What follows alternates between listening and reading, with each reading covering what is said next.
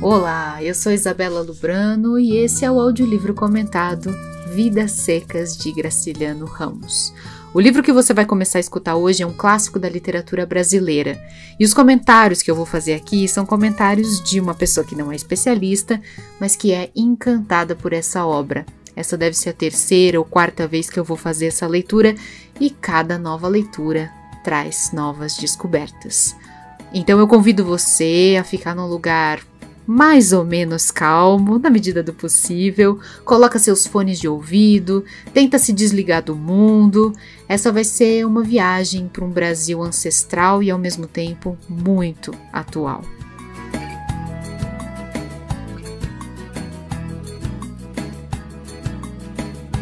Vamos começar. Mudança.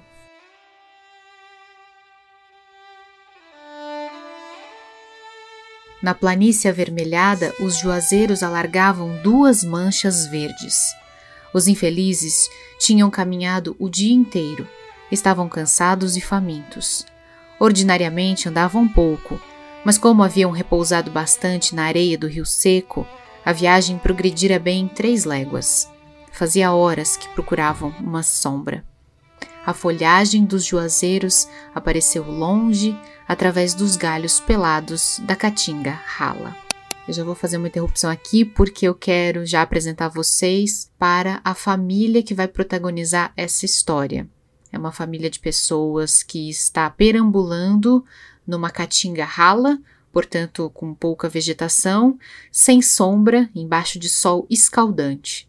Eles estão indo para algum lugar ou fugindo de algum lugar. Continuando. Arrastaram-se para lá devagar, Sinha Vitória com o filho mais novo, escanchado no quarto e no baú de folha na cabeça. Só uma tradução aqui, o filho mais novo escanchado no quarto. Esse aqui são os quartos, né, dos quadris. Então imagina uma mulher segurando um filho menor, ali encaixadinha naquele lugar que as mulheres têm no quadril, que a evolução parece que criou para a gente apoiar um filho pequeno. Continuando. Fabiano sombrio, cambaio, o aió a tiracolo, a cuia pendurada numa correia presa ao cinturão, a espingarda de pederneira no ombro, o menino mais velho e a cachorra-baleia iam atrás. Os juazeiros aproximaram-se, recuaram, sumiram-se. O menino mais velho pôs-se a chorar, sentou-se no chão. "Anda, condenado do diabo!" gritou-lhe o pai. Não obtendo o resultado, fustigou-o com a bainha da faca de ponta, mas o pequeno esperneou acuado, depois sossegou, deitou-se, fechou os olhos. Fabiano ainda lhe deu algumas pancadas e esperou que ele se levantasse. Como isso não acontecesse, espiou os 4 cantos, zangado, praguejando baixo. A caatinga estendia-se, de um vermelho indeciso salpicado de manchas brancas que eram ossadas. O vôo negro dos urubus fazia círculos altos em redor de bichos moribundos. "Anda excomungado!" O pirralho não se mexeu e Fabiano desejou matá-lo. Tinha o coração grosso, queria responsabilizar alguém pela sua desgraça. A seca aparecia-lhe como um fato necessário, e a obstinação da criança irritava-o. Certamente esse obstáculo miúdo não era o culpado, mas dificultava a marcha, e o vaqueiro precisava chegar. Não sabia aonde. Tinham deixado os caminhos, cheios de espinho e seixos, fazia horas que pisavam a margem de rio, a lama seca e rachada que escaldava os pés. Uma pausa aqui, eu quero que vocês observem que temos então uma família de 5 integrantes, um homem, uma mulher, 2 meninos sem nome e uma cachorra. E eles caminham cansados, exaustos, sem saber direito para onde. Eu quero que vocês reparem na economia dos adjetivos, nas frases diretas, duras, nos sentimentos que são colocados no papel sem rodeios. Fabiano ficou bravo, desejou matar o filho. Por quê? Porque Fabiano está cansado, está exausto. Ainda não dá para saber se Fabiano é um homem bom ou um homem mau. Ele é um homem de coração grosso, como foi colocado aqui. É um homem que tem sentimentos duros. Já já vamos descobrir o que passa pela psicologia dele. Continuando. Pelo espírito atribulado do sertanejo, passou a ideia de abandonar o filho naquele descampado. Pensou nos urubus, nas ossadas, coçou a barba ruiva e suja, irresoluto, examinou os arredores. Sinha Vitória estirou o beiço, indicando vagamente uma direção, e afirmou com alguns sons guturais que estavam perto. Fabiano meteu a faca na bainha, guardou-a no cinturão, acocorou-se, pegou no pulso do menino que se encolhia, os joelhos encostados ao estômago, frio como um defunto. Aí a cólera desapareceu e Fabiano teve pena. Impossível abandonar o anjinho aos bichos do mato. Entregou a espingarda assim à Vitória, pôs o filho no cangote, levantou-se, agarrou os bracinhos que lhe caíam sobre o peito, moles, finos como cambitos. Sinha Vitória aprovou esse arranjo, lançou de novo a interjeição gutural, designou os juazeiros invisíveis. E a viagem prosseguiu mais lenta, mais arrastada, num silêncio grande. Ausente do companheiro, a cachorra-baleia tomou a frente do grupo. Arqueada, as costelas à mostra, corria ofegando, a língua fora da boca, e de quando em quando se detinha, esperando as pessoas que se retardavam. Ainda na véspera eram 6 viventes, contando com o papagaio. Coitado, morrera na areia do rio, onde haviam descansado, à beira de uma poça. A fome apertara demais os retirantes e por ali não existia sinal de comida. Baleia jantara os pés, a cabeça, os ossos do amigo, e não guardava lembrança disso. Agora, enquanto parava, dirigia as pupilas aos objetos familiares. Estranhava não ver sobre o baú de folha a gaiola pequena onde a ave se equilibrava mal. Fabiano também às vezes sentia falta dela, mas logo a recordação chegava. Tinha andado a procurar raízes à toa. O resto de farinha acabara, não se ouvia um berro de reis perdida na caatinga. Vou fazer uma pausa aqui para vocês imaginarem uma família que é obrigada a comer o próprio papagaio. Pois é. E aproveito a minha pausa para dar também uma explicação de vocabulário. Para quem não sabe, reis significa gado. Ou qualquer boi, vaca, bezerro. Enfim, não havia berro de reis em lugar nenhum. Só havia seca, calor e morte. Continuando.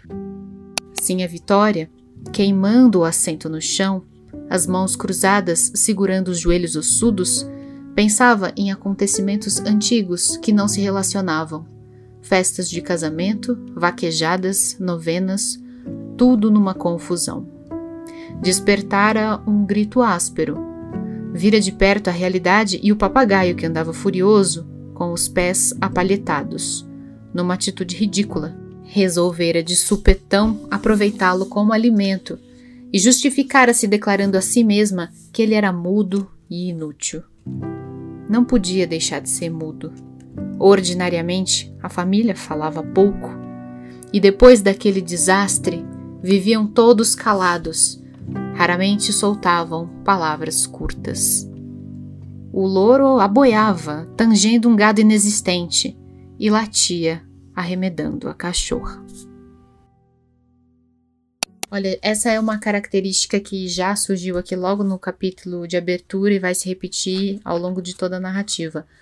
Como a família inteira é de poucas palavras. Eles são seres que passam fome e que estão sempre voltados para a própria sobrevivência. Para eles, conversar, trocando comunicação verbal, palavras, é um esforço desnecessário. É um gasto inútil de forças. E por isso, o papagaio, quando era vivo, não tinha seres humanos que ele pudesse imitar. O que ele fazia era aboiar, ou seja, imitar bois, né? Como se houvesse bois ali em volta, ele fazia aqueles sons e ele também latia, porque ele ouvia a cachorra, ele arremedava, ele imitava a cachorra-baleia. A palavra é um esforço que a família de retirantes não pode se dar ao luxo de despender. Essa é a ideia. Vamos continuar. As manchas dos juazeiros tornaram a aparecer. Fabiano aligerou o passo, esqueceu a fome, a canseira e os ferimentos. As alpercatas dele estavam gastas nos saltos, e a imbira, vou traduzir, imbira é a ponta do sapato. A imbira tinha-lhe aberto entre os dedos rachaduras muito dolorosas. Os calcanhares, duros como cascos, gretavam-se e sangravam. Num cotovelo do caminho avistou um canto de cerca. Encheu-o a esperança de achar comida, sentiu desejo de cantar. A voz saiu-lhe rouca, medonha. Calou-se para não estragar força. Deixaram a margem do rio, acompanharam a cerca, subiram uma ladeira, chegaram aos juazeiros. Fazia tempo que não viam sombra. Sim, a Vitória acomodou os filhos, que arriaram como trouxas, cobriu-os com os mulambos. O menino mais velho, passada a vertigem que o derrubara, encolhido sobre folhas secas, a cabeça encostada a uma raiz, adormecia, acordava, e quando abria os olhos, distinguia vagamente um monte próximo, algumas pedras, um carro de bois. A cachorra-baleia foi enroscar-se junto dele. Estavam no pátio de uma fazenda sem vida. O curral deserto, o chiqueiro das cabras arruinado e também deserto, a casa do vaqueiro fechada, tudo anunciava abandono. Certamente o gado se finara e os moradores tinham fugido.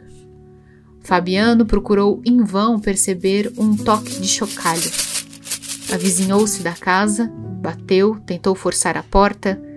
Encontrando resistência, penetrou num cercadinho cheio de plantas mortas, rodeou a tapeira, alcançou o terreiro do fundo, viu um barreiro vazio, um bosque de cantigueiras murchas, um pé de turco e o prolongamento da cerca do curral.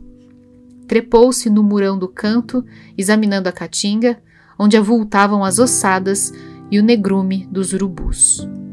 Desceu, empurrou a porta da cozinha. Voltou desanimado, ficou um instante no copiar, fazendo tenção de hospedar ali a família. Explicando o vocabulário aqui, ele fala de uma série de espécies de plantas, que eu não vou detalhar, e fala do copiar. O copiar é aquela varanda com telhadinho que fica na frente das casas. Alpendre também é um nome para esse lugar. Continuando. Mas chegando aos juazeiros, encontrou os meninos adormecidos e não quis acordá-los. Foi apanhar gravetos, trouxe do chiqueiro das cabras uma braçada de madeira meio ruída pelo cupim, arrancou toceiras de macambira, arrumou tudo para a fogueira. Nesse ponto, Baleia arrebitou as orelhas, arregaçou as ventas, sentiu o cheiro de preais, farejou um minuto, localizou-os no morro próximo e saiu correndo. Fabiano seguiu-a com a vista e espantou-se. Uma sombra passava por cima do monte. Tocou o braço da mulher, apontou o céu. Ficaram os dois algum tempo aguentando a claridade do sol. Enxugaram as lágrimas. Foram agachar-se perto dos filhos, suspirando. Conservaram-se encolhidos, temendo que a nuvem tivesse se desfeito, vencida pelo azul terrível, aquele azul que deslumbrava e endoidecia a gente. Entrava dia e saía dia. As noites cobriam a terra de chofre. A tampa anilada baixava e escurecia, quebrada apenas pelas vermelhidões do poente. Eu quero que vocês observem aqui como o azul do céu sem nuvens é, na realidade desse livro, uma opressão para essa família.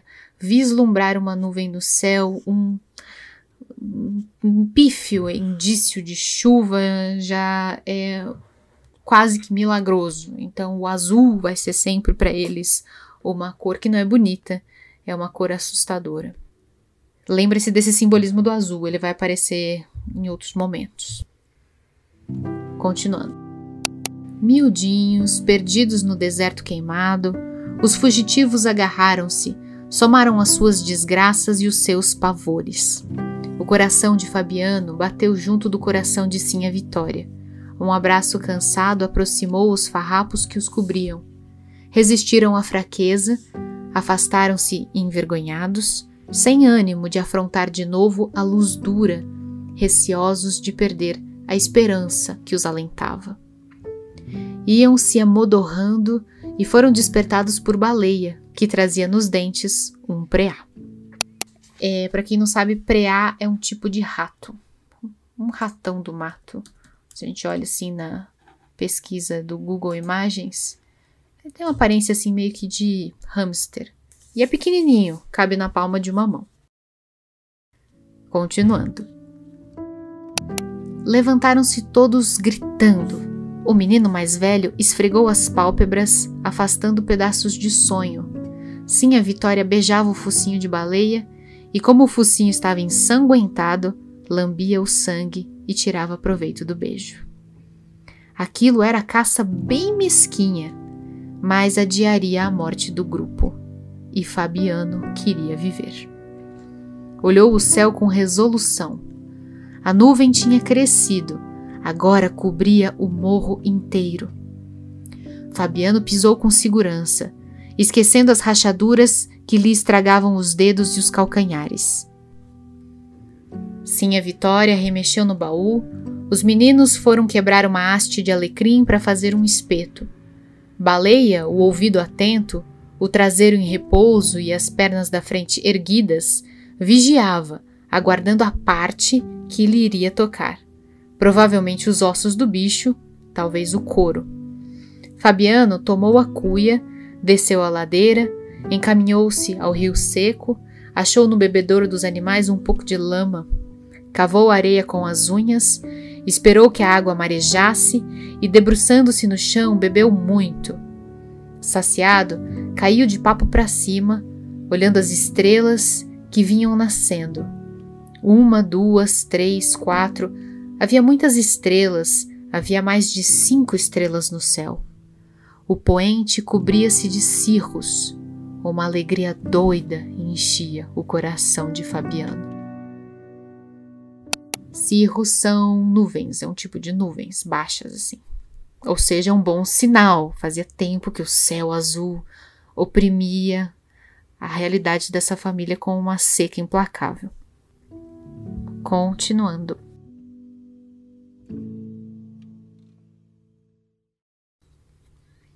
Pensou na família, sentiu fome. Caminhando, movia-se como uma coisa. Para bem dizer, não se diferenciava muito da bolandeira do seu Tomás. Explicação: bolandeira é uma roda dentada que, na estrutura de um engenho de açúcar antigo, né? Era a roda que girava e movimentava as pedras que moíam a cana. Essa é uma estrutura que fazia parte do cenário rural em fazendas do Nordeste. Ainda faz, né? Mas hoje em dia deve ser mais moderno isso, né? Na época eram rodas movidas com tração animal. Continuando. Agora, deitado, apertava a barriga e batia os dentes. Que fim teria levado a bolandeira de seu Tomás? Olhou o céu de novo. Os cirros acumulavam-se.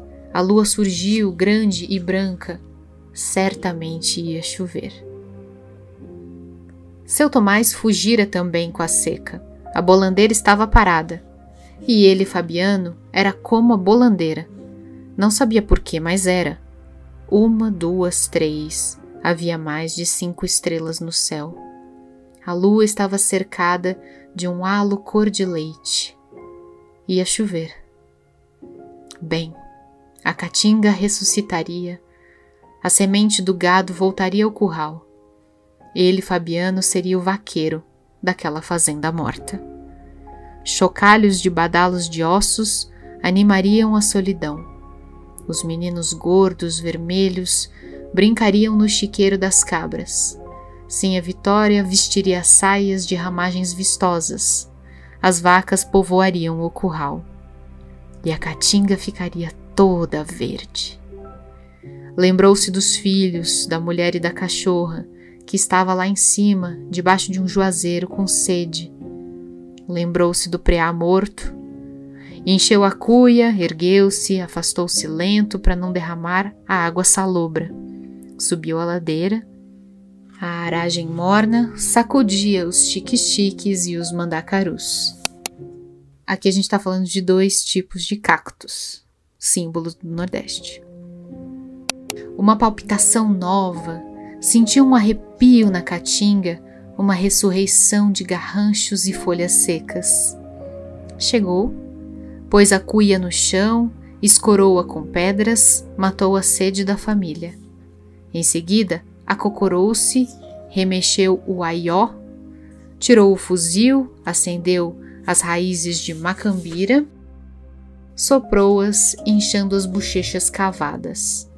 Uma labareda tremeu, elevou-se, tingiu-lhe o rosto queimado, a barba ruiva, os olhos azuis. Minutos depois, o preá torcia-se e chiava no espeto de alecrim. Eram todos felizes. Sinha Vitória vestiria uma saia larga de ramagens. A cara murcha de Sinha Vitória remoçaria. As nádegas bambas de Sinha Vitória engrossariam. A roupa encarnada de Sinha Vitória provocaria a inveja das outras caboclas. A lua crescia, a sombra leitosa crescia, as estrelas foram esmorecendo naquela brancura que enchia a noite. 1, 2, 3. Agora havia poucas estrelas no céu. Ali perto, a nuvem escurecia o morro. A fazenda renasceria e ele, Fabiano, seria o vaqueiro, para bem dizer, seria o dono daquele mundo. Os troços minguados ajuntavam-se no chão, a espingarda de pederneira, o aió, a cuia de água e o baú de folha pintada. A fogueira estalava, o preá chiava em cima das brasas. Uma ressurreição. As cores da saúde voltariam à cara triste de Sinha Vitória. Os meninos se espojariam na terra fofa do chiqueiro das cabras. Chocalhos tilintariam pelos arredores. A caatinga ficaria verde. Baleia agitava o rabo, olhando as brasas. E como não podia ocupar-se daquelas coisas, esperava com paciência a hora de mastigar os ossos. Depois, iria dormir.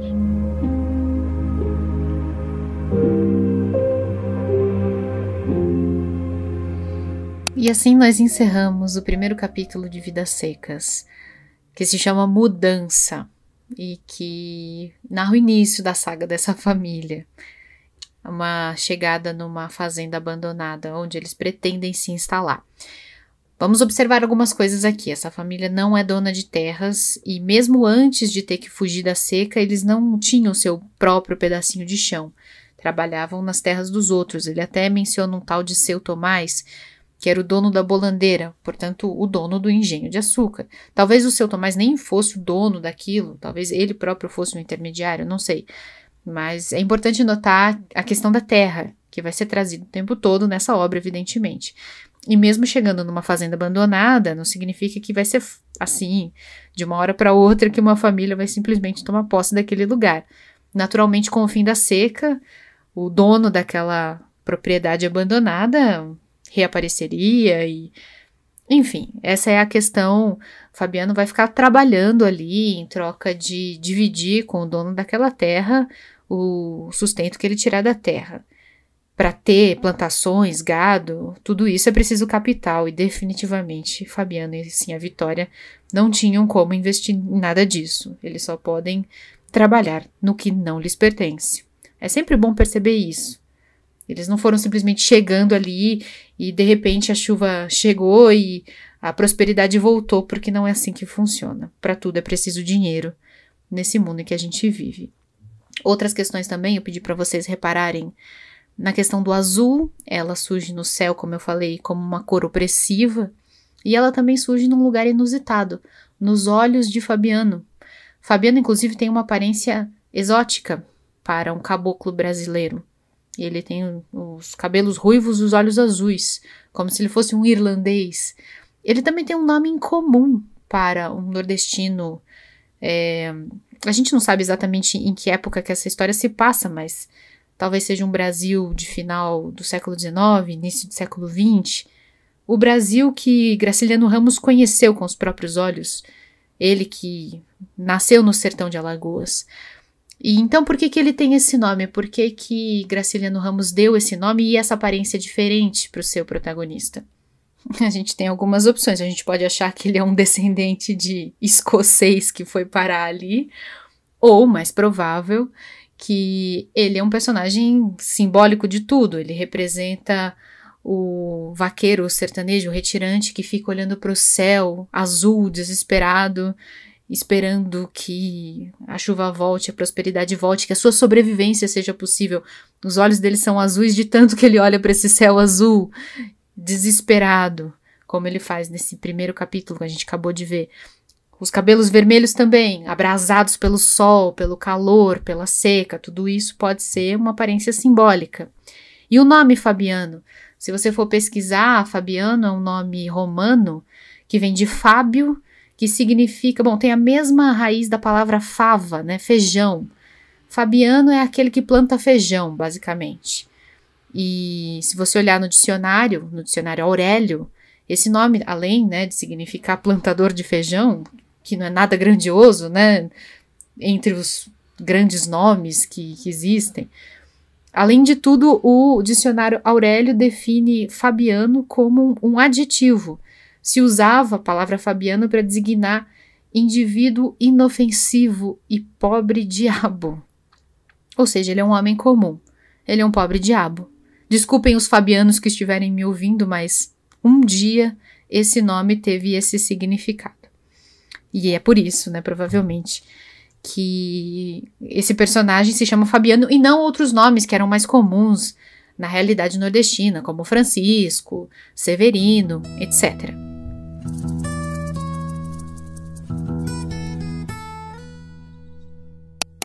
Espero que vocês tenham gostado deste primeiro capítulo. O próximo capítulo se chama Fabiano, justamente. É dedicado a explorar o universo interior e exterior desse personagem rude, desse personagem que não tem o costume de se expressar por meio de palavras, o que não significa que ele não tenha riqueza interior.